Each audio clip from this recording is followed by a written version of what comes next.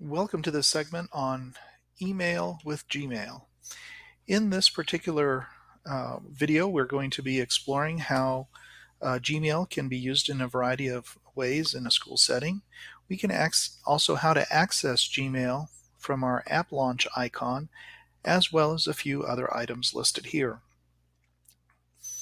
So let's quickly talk about using Gmail in a school setting. Email is really a pretty traditional way of communicating.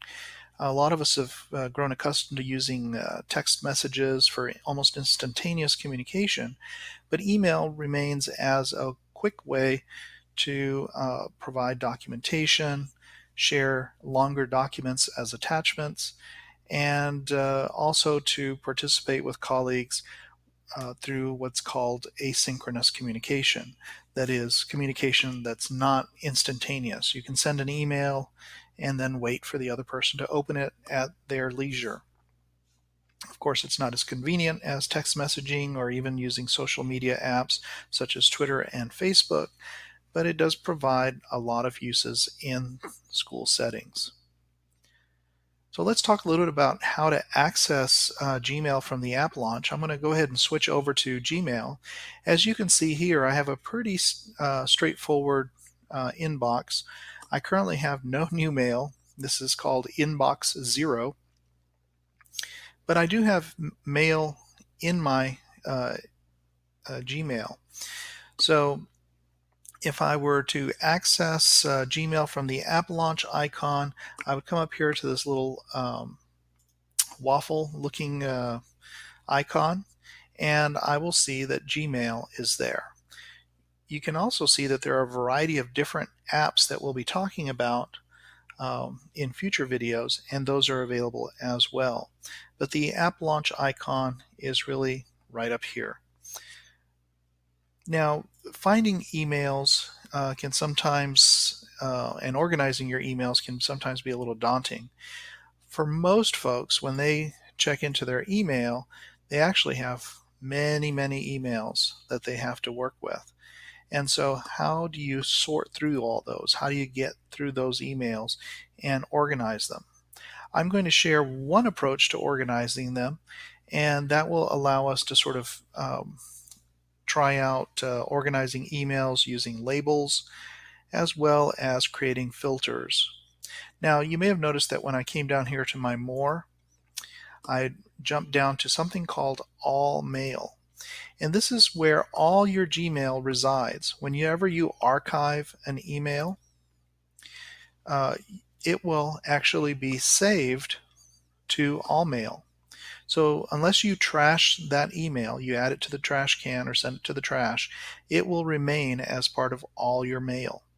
As you can see up here across the top, I have a variety of icons. The first one is Archive. When I click on Archive, it sends messages straight to All Mail. So we can use the archive as a great way, sort of like a big storage box where we just throw stuff. And sometimes people think of this as your junk drawer where you can put all your content, all your stuff, and it's in there. But one of the challenges with having a junk drawer or having a box that's huge that you can store almost an unlimited amount of stuff in is that it's sometimes hard to find things.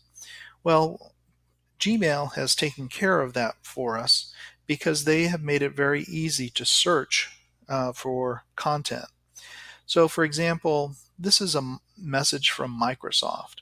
So I could very easily type in Microsoft and press enter, and I'm going to see every email that I've received that has Microsoft in it. If I remove that filter, then I'll get less results. Now I could type in anything with Microsoft and say it has an attachment.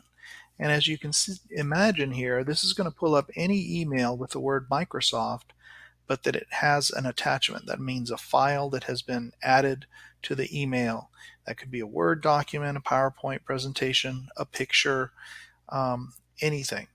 As you can see here, I have a lot of different files that have attachments. Some are calendar invites that have been attached, as well as anything with a paper clip means that there is some kind of file attachment.